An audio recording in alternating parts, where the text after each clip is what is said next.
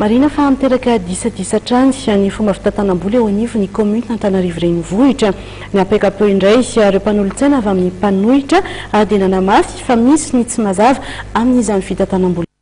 Vola Ravoavy sy Tsiry Rakotoarson.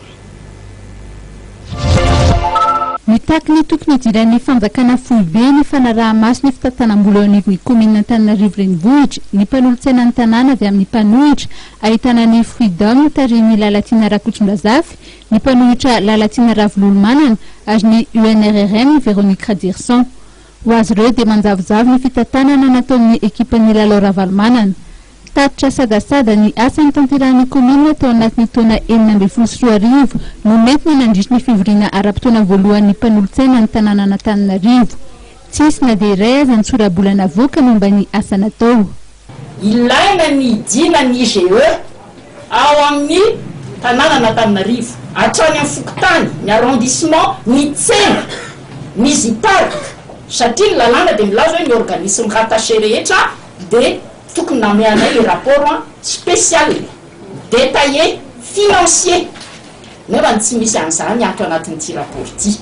Averiko indray efa nametraka saisine officielle tany amin'ny IGE izahay tamin'ny 12 décembre 2016 efa nanaovanay valandresaka ho anareo mpanao gazety antsoavo ho an'ny fiadidinan'ny République handefa n'izany IGE zany fa misy zavatra tsy mazava mihitsy ary maizina tanteraka raha nilazako azy amin'ny fitantanana ara-bola ao amin'ny tanàna Antananarivo. Betsaka ny tsy fanarahan-dalàna misy eo anivon'ny commune Antananarivo ho ny mpanolontsaina avy amin'ny mpanohitra. Natao ary ny lalàna misy ny lalàna mipetraka dia tsy arahana mihitsy le izy ary tamin'izay nanao formation amin'ny femme leader dia anisan'ny tenenina tao le hoe ny Madagasikara nanao fifanarahana amin'ny PNUD nefa tsisy be dia be ny tsy arahana zany. Eo ihany koa rehefa manao délibération amin'ny commune